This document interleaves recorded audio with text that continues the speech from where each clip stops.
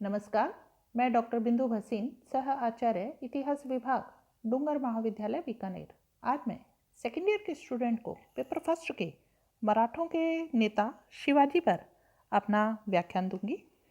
आधुनिक इतिहासकारों का मत है कि मराठे यानी कि मरहटे आर्य और द्रविड़ों के मिश्रण थे। आजकल जिस प्रदेश को महाराष्ट्र कहा जाता है, मध्य युग में उसमें पश्चिमी समुद्र तट का कोंकण प्रदेश, खानदेश, बरार का आधुनिक प्रदेश, नागपुर क्षेत्र और दक्षिण का कुछ हिस्सा और निजाम के राज्य का 1/3 भाग था। यह हिस्सा मराठवाड़ा कहलाता था, जो बाद में महाराष्ट्र कहलाने लगा था। भंडारकर के अनुसार महाराष्ट्र राठिकों या राष्ट्रिकों का महान राष्ट्र था। कुछ अन्य विद्वानों के अनुसार मराठा शब्द का अर्थ है वे महान पुरुष जो केवल युद्ध में ही मरकर पीछे हटते हैं, अन्यथा नहीं, यानी कि मरहटे या मराठे। मराठों के उत्थान के कारण क्या रहे हैं?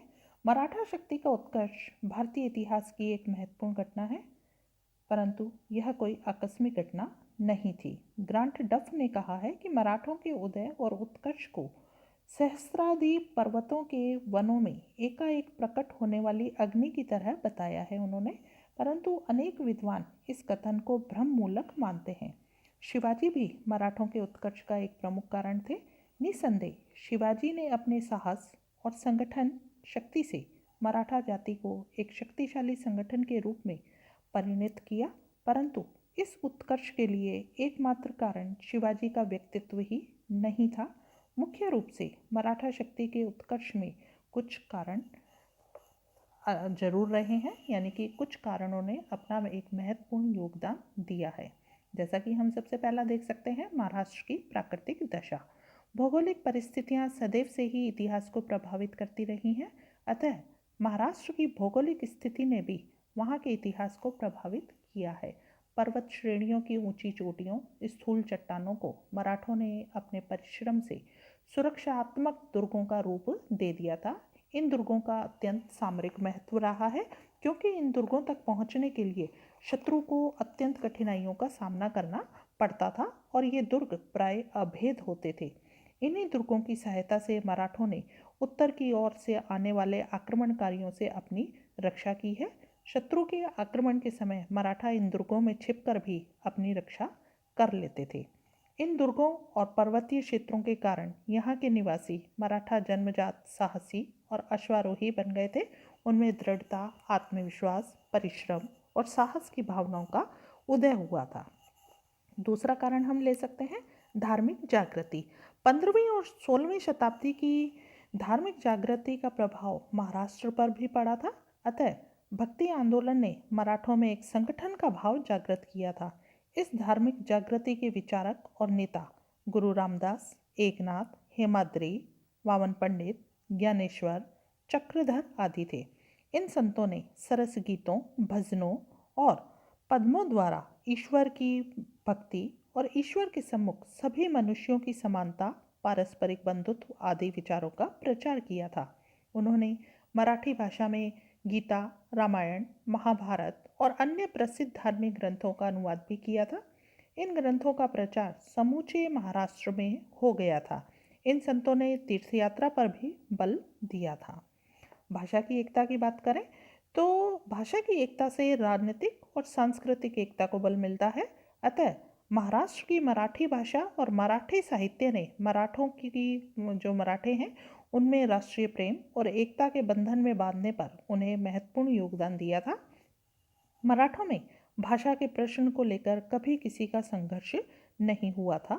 तुकाराम, वामन पंडित, रामदास, एकनाथ, श्रीधर, रघुनाथ पंडित और मोरोपंत जैसे समाज सुधारकों और संतों के भजन, भक्ति गीत, उपदेश वचन मराठी भाषा में ही रचे गए थे, जो संपूर्ण मराठा प्रांत में ध्वनित हो गए थे। अतः भाषा की एकता के कारण भी मराठा एकता के सूत्र में बंधे। महाभारत, गीता, भागवत पुराण इत्यादि ग्रंथों का मराठी भाषा में अनुवाद हो जाने से वे सभी वर्गों के लोगों को उपलब्ध हो गए। इससे धार्मिक ग्रंथों पर ब्राह्मणों का जो एकाधिकार था वो समाप्त हो गया था। मराठी साहित्य के प्रकाश में आने से पारस्परिक मेलजोल, समान आदर्शों और मनोभावों के विकास में भी काफ़ी सहायता मिली थी। समाज में भेदभाव के अभाव के कारण भी मराठों में कहते हैं एकता जाग गई थी, यानी कि मराठों के उत्थान के कारणों में समाज में भेदभाव का अभाव भी अपनी एक महत्वपूर्ण भूमिका को अदा कर गया था। सामाजिक जीवन में कहते हैं जाति पाति ऊंच नीच अमीर गरीब की भावनाएं बहुत कम थी, अतः गरीब मराठा समाज में सामाजिक भेदभाव का अभाव था। महाराष्ट्र में कोई भी परजीवी वर्ग नहीं था, सभी वर्ग के लोग मेहनत द्वारा जीविकोपार्जन करते थे। इसके अतिरिक्त वहाँ पर्दा प्रथा का भी अभाव था। फलस्वरूप उनकी वीर महिलाएं भी उनकी शक्ति और राष्ट्रभक्ति में सदा योग देती रहती थी। मराठों में अहंकार और भावुकता का भी अभाव था। महाराष्ट्र की प्राकृतिक बनावट के कारण मराठे जो थे वो यथार्थवादी बन गए थे, उनमें भावुकता नहीं थी। यद्यपि मराठे अपनी मातृभूमि की रक्षा हेतु शत्रु से युद्ध करते थे, परंतु बड़े शत्रु को कूटनीति से परास्त करने में भी काफ़ी वे चतुर थे। इसके अतिरिक्त मराठों में राजपूतों के समान शान और अहंकार भी नहीं था। शत्रु से मोर्चा लेते समय मराठे अपने व्यक्तिगत सुखों को नहीं देखते थे। एल्फिंस्टन लिखते हैं कि मराठा सैनिक एक भयानक शत्रु है। वह रण कौशल और होशियारी से युद्ध करता है, साथ ही अवसर पड़ने पर वह अपनी कर्मठता और चातुर्य से काम लेना भी जानता है। हिंदुत्व का प्रभाव। मुस्लिम सुल्तानों के धार्मिक अत्याचारों, कट्टरवादिता ने दक्षिण के हिंदुओं को एकता के सूत्र में बांधा। दक्षिणवासियों के राजवंश, राजसत्ता, धर्मनगर, मंदिर आदि मुस्लिम सुल्तानों द्वारा बराबर नष्ट कर किए जाते रहे थे। अतः हिंदू धर्म और संस्कृति की रक्षा के लिए अवरोधक के रूप में पहले साम्राज्य विजयनगर का उदय हुआ था, लेकिन हिंदुओं के आश्रय स्थल विजयनगर का भी दुखद अंत रहा था। अतः विजयनगर का पूर्ण विध्वंस दक्षिण के हिंदुओं पर गहरा प्रभाव डाल गया। अब वे मुसलमानों की दास्ता से मुक्त करने वाले कर्मठ व्यक्तित्व को चाहने लगे थे, जिसकी पूर्ति शिवाजी ने की थी। अतः शिवाजी और उनके सहयोगियों ने विजयनगर साम्राज्य से प्राचीन हिंदू ऐतिहासिक परंपराएं और हिंदुत्व की भावनाएं प्राप्त की। अतः शिवाजी और मराठों ने हिंदू धर्म और संस्कृति की रक्षा की प्रेरणा विजयनगर साम्राज्य से ही ली थी। दयनीय आर्थिक दशा, दयनीय आर्थिक स्थिति के बारे में हम कह सकते हैं कि मराठों के अभ्युदय का एक कारण महाराष्ट्र की दयनीय आर्थिक स्थिति भी थी। अलाउद्दीन खिलजी के समय से लेकर शिवाजी के उत्थान तक महाराष्ट्र की आर्थिक स्थिति बहुत खराब रही थी। आर्थिक दास्ता से राजनीतिक पराधीनता को और अधिक उकसाया। फलतः 17वीं शताब्दी के आरंभ में मराठे राजनीतिक क्रांति के लिए तैयार हुए। रॉलिंसन लिखते हैं कि भारत में अशांति का मूल कारण आर्थिक है। शिवाजी को लोगों में लोकप्रिय बनाने का श्रेय मुख्यतः उसके सुधारों को जाता है।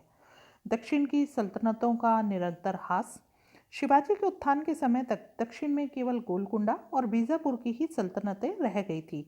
ये सल्तनतें भी सुल्तानों के चारित्रिक पतन के कारण दुर्बल अवस्था में थी।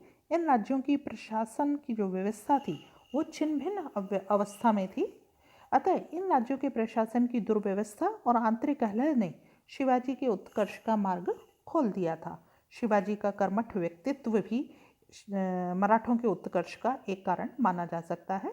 निसंदेह शिवाजी एक सेनापति ही नहीं वरन महान राष्ट्र निर्माता भी थे। जिस समय शिवाजी का उद्भव हुआ उस समय हिंदू राष्ट्र समाप्त हो गया था। महाराष्ट्र में यद्यपि धार्मिक और सांस्कृतिक एकता विद्यमान थी, परंतु राजनीतिक एकता या राष्ट्रीयता की जो भावना थी पूर्ण रूप से शून्य थी। मराठा सरदार इधर उधर बिखरे हुए थे और मुसलमान राज्यों के जागीरदार के रूप में उनकी सेवाओं में संलग्न थे। अतः ऐसी स्थिति में शिवाजी ने अपनी व्यक्तिगत वीरता, साहसपूर्ण सुयोग्य नेतृत्व और कुशल व्यवहार और अपने अनवरत प्रयत्नों से बिखरी मराठा जाति को समान रूप में एकत्रित कर और संगठित कर एक संयुक्त जाति बना दिया था और उनमें राष्ट्रीयता की भावना का संचार किया था। शिवाजी ने मराठों में आत्मसम्मान, आत्मगौरव के भाव जागृत कर उनमें आत्मविश्वास उत्पन्न किया। अपने देश, अपनी जाति और अपने धर्म के लिए मर मिटना भी उसने सिखाया था।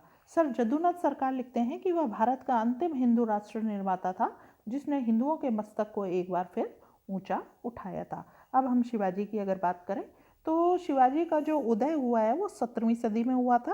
राजनीतिक दृष्टि से महाराष्ट्र उस समय 5 भागों में विभक्त था, यानी कि 5 भागों में बटा हुआ था। जैसे बीदर, बरार, अहमदनगर, बीजापुर और गोलकुंडा। इन राज्यों के मध्य लगातार संघर्ष होते रहते थे, जिसके कारण इन राज्यों की सैनिक शक्ति जो थी वो क्षीण हो गई थी, कम हो गई थी। फलतः पश्चिमी समुद्र तट पर पुर्तगाली फैल गए थे और दक्षिण में मुगलों ने प्रवेश कर लिया था। सामाजिक दृष्टि से उस समय महाराष्ट्र में संतों, विचारकों, विद्वानों और कवियों के कारण समाज में जाति विहीन समता की भावना फैल रही थी और भक्ति भावना के प्रचार के कारण समाज में वर्ण भेद जो था वो काफ़ी मात्रा में समाप्त हो गए थे। संतों के उदार मानवतावादी विचारों के प्रचार के कारण ही समाज की जातिगत ऊंच नीच की भावना समाप्त हो गई थी और गांवों में भी सभी जातियों के लोग जो थे वो परस्पर उनके अच्छे संबंध थे। अतः ऐसी समानता की भावना और मानवतावाद का लाभ शिवाजी ने अपनी संगठन कुशलता से उठाया। उन्होंने सभी जाति और वर्ग के लोगों को बिना किसी भेदभाव के अपने झंडे के नीचे संगठित कर लिया। शिवाजी के प्रारंभिक जीवन की बात करें तो परमानंद कवि लिखते हैं कि शिवाजी का जन्म 29 जनवरी 1630 ईस्वी को जुनार के समीप शिवनेर के पहाड़ी दुर्ग में हुआ था। विदेशी इतिहासकार रॉलिंसन और ग्रांट डफ जो हैं वो शिवाजी की जन्म तिथि मई 1627 मानते हैं। लोकमान्य तिलक इसे 6 अप्रैल 1627 मानते हैं और जेधेश्कवाली के आधार पर शिवाजी की जन्म तिथि 29 फरवरी 1630 मानी गई है। शिवाजी के पिता शाहजी भोंसले जो हैं वो मेवाड़ के सिसोदिया वंश के क्षत्रिय थे और शिवाजी की माता जो जीजाबाई थी वो देवगिरी के यादव वंशीय क्षत्रियों के घराने की क्षत्राणी थी। इस प्रकार शिवाजी की धमनियों में भारत के 2 प्राचीन राजवंशों का रक्त प्रभावित हो रहा था। फलतः अपने पूर्वजों की वीरता और उनके साहस का आनुवंशिक प्रभाव शिवाजी पर भी पड़ा था। शिवाजी के पिता शाहजी भोंसले ने बीजापुर के सुल्तान के यहाँ नौकरी की थी और उसके बाद वह अहमदनगर के निज़ामशाही सुल्तान के यहाँ सामंत भी रहे थे और अहमदनगर जो राज्य की ओर से उन्होंने मुगलों से संघर्ष भी किया था, लेकिन कुछ समय बाद वे मुगलों की सेवा में आ गए थे और कुछ ही समय में वे मुगल दरबार छोड़कर पुनः निज़ामशाही सुल्तान की सेवा में आए। अतः कुल मिलाकर कहा जा सकता है कि शाहजी का राजनीतिक जीवन जो था वो बड़ा ही अस्त व्यस्त और अस्थिर रहा था। शाहजी भोंसले की संकटकालीन संघर्षमय परिस्थितियों का प्रभाव शिवाजी के बाल्यकाल पर पड़ा और वे अपने बाल्यकाल में किसी भी एक निश्चित स्थान पर नहीं रह सके थे। बालक शिवाजी के साथ जीजाबाई अपने पति की जागीर के स्थानों में लगभग 9 वर्ष तक इधर उधर घूमती रही थी। जीजाबाई मुगल कारावास में भी रही। अतः इस बीच जीजाबाई ने शिवाजी को एक कर्तव्यनिष्ठ और स्वामी भक्त दासी और कुछ विश्वास पात्र अनुचरों के साथ अज्ञात स्थान पर भेज दिया था। अतः दासी और अनुचर जो थे मुगल सेना के साए से बचाने हेतु बालक शिवाजी को पहाड़ों, घाटियों, कंदराओं में लिए घूमते रहते थे। अतः शिवाजी को बाल्यकाल से ही विविध पहाड़ियों, घाटियों, गुप्त कंदराओं की काफ़ी जानकारी प्राप्त हो गई थी और यही जानकारी बाद में शिवाजी की सफलताओं का रहस्य बनी थी।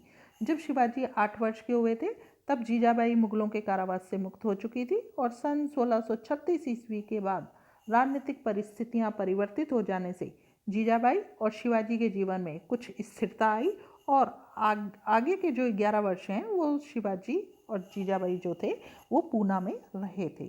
जीजाबाई और शाहजी दोनों उच्च कुलीन परिवारों से संबंध रखते थे, लेकिन जिन परिस्थितियों में इनका विवाह हुआ था उससे पारस्परिक कटुता, द्वेष और वैमनस्य को बढ़ावा मिला था और यह वैमनस्य तब और अधिक बढ़ गया जब शाहजी जो थे अहमदनगर के निजामशाही की ओर से युद्ध कर रहे थे और जीजाबाई के पिता लखुजी जादव राव शाहजी के विरुद्ध मुगलों की ओर से युद्ध कर रहे थे। इसका प्रभाव शाहजी और जीजाबाई के दाम्पत्य जीवन पर भी पड़ा था। अतः शाहजी ने जीजाबाई का परित्याग कर दिया था और तुक्काबाई मोहिते से विवाह कर लिया। इससे जीजाबाई के जीवन में संकट, अकेलापन, नैराश्य अत्यधिक बढ़ गया था। पति और पिता पक्ष की उपेक्षा ने उन्हें अधिकाधिक धर्मनिष्ठ बनाया, जिसका प्रभाव शिवाजी पर भी पड़ा। जीजाबाई रामायण और महाभारत महाकाव्यों के वीरों की कहानियों को और पौराणिक गाथाओं को शिवाजी को बड़ा ही रुचिपूर्वक सुनाया करती थी, जिससे उनके मन पर अच्छा सा प्रभाव पड़ा। शिवाजी के मन में इन महाकाव्यों के वीरों के चरित्र का अनुकरण करने की महत्वाकांक्षा जागी। राम और पांडवों की वीरता, साहस, कर्तव्यनिष्ठा, कर्मठता, कर्मण्यता, त्याग, बलिदान की कहानियों का शिवाजी के मानस पटल पर गहरा प्रभाव पड़ा था। जीजाबाई के अतिरिक्त शिवाजी के संरक्षक जो थे दादाजी कोंडदेव का भी शिवाजी के जीवन पर काफ़ी प्रभाव पड़ा था। चूंकि शाहजी स्वयं पूना में नहीं रहते थे, इसलिए उन्होंने अपने जागीर का प्रबंध और शिवाजी के संरक्षण और उसकी शिक्षा दीक्षा का भार दादा कोंडदेव नामक ब्राह्मण को सौंपा था। ये बड़े ही योग्य, अनुभवी और दूरदर्शी व्यक्ति थे। उन्होंने अपना दायित्व का बड़ी ही संलग्नता के साथ निर्वाह करा था। दादा कोंडदेव ने न केवल शाहजी की जागीर का सुप्रबंध किया, वरन उन्होंने शिवाजी की शिक्षा दीक्षा की ओर भी विशेष रूप से ध्यान दिया था। शिवाजी को राजनीतिक शिक्षा अपने ब्राह्मण गुरु दादा कोंडदेव से ही प्राप्त हुई थी।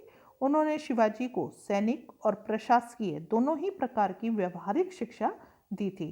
किशोरावस्था में अज्ञातवास में रहने के कारण शिवाजी जंगलों, पहाड़ियों, घाटियों में घूमते रहते थे, इसलिए वे बाल्यकाल से ही घुमक्कड़ हो गए थे। दादा कोंडदेव शिवाजी के घुमक्कड़पन को कम करके उनके जीवन को अनुशासित और संयमित बनाना चाहते थे। उन्होंने शिवाजी को घुड़सवारी, अस्त्र शस्त्र चलाना, महाराष्ट्र में प्रचलित रण पद्धतियों का ज्ञान प्राप्त कराकर उनमें आखेटिया मनोवृत्ति उत्पन्न करके उन्हें कुशल सैनिक और सेना नायक बना दिया था। जब कभी वे ग्राम पंचायत का कार्य करते, न्याय करते, शिकायतें सुनते, तब वे शिवाजी को साथ रखते थे। कोंडदेव ब्राह्मण थे, अतः हिंदू धर्म और हिंदू जाति के प्रति उनका अगाध प्रेम था। अपने शिष्य में भी उन्होंने इसी भावना का संचार किया था। शिवाजी के उद्देश्यों की बात करें तो बाल्यकाल की शिक्षा ने शिवाजी के भावी जीवन को काफ़ी प्रभावित किया था। बाल्यकाल की शिक्षा के बल पर ही उन्होंने अपने भावी जीवन के उद्देश्य निश्चित किए थे। उनकी बुद्धि बड़ी ही व्यवहारिक थी, अतः परिस्थितियों और साधनों के अनुसार उन्होंने अपने उद्देश्य निर्धारित किए। उसमें सबसे पहला हम उद्देश्य ले सकते हैं कि पूना पर स्वतंत्र राज्य स्थापित करना।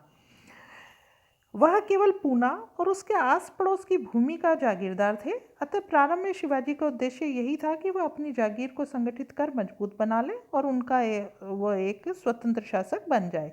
अपने इस उद्देश्य को पूरा करने के लिए तत्कालीन परिस्थितियों, जैसे कि पूर्णतः शिवाजी के अनुकूल ही हो रही हो, बीजापुर का जो सुल्तान था बड़ा ही अयोग्य था, जिसके कारण उसके राज्य में आंतरिक कलह और कुव्यवस्था व्याप्त थी। अतः उसकी जनता भी उससे संतुष्ट नहीं थी। शिवाजी ने इस अवसर का पूरा लाभ उठाया और उन्होंने पूना की जागीर को अपनी निजी संपत्ति घोषित कर दिया। बीजापुर के सुल्तान को लगान भेजना बंद कर दिया। जागीर में स्थित अनेक दुर्गों पर भी अपना अधिकार स्थापित किया। इस प्रकार शिवाजी अपनी जागीर के स्वतंत्र शासक बन गए और उनकी स्थिति अत्यंत सुदृढ़ बन गई थी। दूसरा हम ले सकते हैं कि हिंदू धर्म, गौ और ब्राह्मण की रक्षा करना। शिवाजी का, जैसा कि मैंने अभी पहले बताया, कि पालन पोषण एक हिंदू परंपरा में हुआ था और तत्कालीन राजनीतिक, सामाजिक, धार्मिक और सांस्कृतिक परिस्थितियों के प्रति भी वे पूर्ण रूप से सजग थे। जीजाबाई और दादाजी कोंडदेव ने भी शिवाजी को हिंदू धर्म और हिंदुओं की रक्षा के लिए प्रेरित किया था। अतः किशोरावस्था से ही शिवाजी ने हिंदू धर्म की रक्षा का संकल्प लिया। इस समय कहते हैं पूना जो है ब्राह्मण शिक्षा का केंद्र था और यहाँ कठोर हिंदू कट्टरता का वातावरण था। शिवाजी ने ऐसे वातावरण में रहकर दादाजी कोंडदेव के संरक्षण में ही शिक्षा ग्रहण की थी। इसी समय उन्होंने समकालीन संतों की रचनाओं, भजनों, कीर्तनों, पौराणिक गाथाओं से भी शिक्षा ग्रहण की थी। इससे शिवाजी के मन में अपने पूर्वजों के हिंदू धर्म, ब्राह्मणों के प्रति हर समय आदर के भाव रहे हैं। अतः उन्होंने हिंदू धर्म, गौ और ब्राह्मणों की रक्षा यानी कि गाय और ब्राह्मणों की रक्षा करना अपना पवित्र उद्देश्य बनाया था। अगला उनका उद्देश्य था कि मुगलों की सेवा यानी कि, और दूसरा आदिल शाही सुल्तानों के संरक्षण में नहीं रहना। शिवाजी का एक उद्देश्य था कि वे मुस्लिम सुल्तानों के अधीन या अन्य मराठा सरदारों के समान जागीरदार बनकर नहीं रहना चाहते थे। वे मुस्लिम शासकों के अत्याचारों से भली भांति परिचित थे, जिससे मुसलमानों के प्रति उनके हृदय में घृणा उत्पन्न हो गई थी। बचपन से ही शिवाजी के मन में मुस्लिम या आदिल शाही सुल्तानों द्वारा दी गई जागीर के प्रति यह भाव पैदा हो गया था कि मुस्लिम सुल्तान इन हिंदू सामंतों और जागीरदारों को अच्छा विश्वसनीय सेवक नहीं मानते हैं। उनके नाना की निर्मम हत्या, उनके पिता को बंदी बना देने की घटनाओं से उनके मन में यह भाव और अधिक सुदृढ़ हो गए थे। अतः शिवाजी ने यह संकल्प कर लिया था कि आदिल शाही सुल्तानों और मुगलों के वे अधीन नहीं रहेंगे। हिंदू स्वराज्य की स्थापना करना भी उनका एक उद्देश्य था। उन्होंने अपने इस उद्देश्य की पूर्ति के लिए दक्षिण के शिया राज्यों और मुगल साम्राज्य के साथ संघर्ष करना शुरू कर दिया। अतः शिवाजी ने भी उसी अस्त्र का प्रयोग किया जिसका मुसलमानों ने किया था। अपने राजनीतिक उद्देश्य की पूर्ति के लिए उन्होंने धर्म का आश्रय लिया। शिवाजी हिंदू धर्म के रक्षक के रूप में मैदान में उतरे और मुसलमानों के विरुद्ध उन्होंने धर्म युद्ध की घोषणा कर दी। धार्मिक भावना से मराठा सैनिकों में भी उत्तेजना आई और वे अपने देश और धर्म की रक्षा के लिए तन मन धन से तैयार हो गए। हिंदुत्व की रक्षा करना, हिंदू धर्म पर अपने ही ढंग से आचरण करने की स्वतंत्रता प्रदान करना और हिंदू राज्य की स्थापना करना शिवाजी का अंतिम उद्देश्य बन गया था। यद्यपि शिवाजी अपने जीवन काल में उस उद्देश्य की पूर्ति नहीं कर सके, लेकिन उनके वंशज और अन्य मराठे उनके मरने के बाद उसी उद्देश्य और आदर्श से प्रेरित होते रहे और उनको पूर्ण करने में वो प्रयत्नशील भी रहे थे। शिवाजी के राजनीतिक जीवन का आरंभ और उद्देश्यों का हम कार्यान्वयन देखें तो प्रारंभ में शिवाजी का उद्देश्य केवल अपने पिता की पूना की जो जागीर थी अपनी निजी संपत्ति बनाकर उसे उनका सुदृढ़ बनाना था। वयस्क होते ही शिवाजी ने अपने इस उद्देश्य को पूरा करना भी आरंभ कर दिया था। उन्होंने बीजापुर के सुल्तान की उपेक्षा करनी भी शुरू कर दी थी और पूना की जागीर को निजी संपत्ति समझकर बीजापुर के सुल्तान को लगान भेजना भी बंद कर दिया था और वहाँ के दुर्गों पर अपना उन्होंने अधिकार स्थापित करना शुरू कर दिया था। अब हम अगले व्याख्यान में मेरा होगा शिवाजी के अभियानों का जो पहला चरण है उसको हम पहला चरण, दूसरा चरण, तीसरा चरणों पर हम अपना व्याख्यान मैं केंद्रित करूंगी।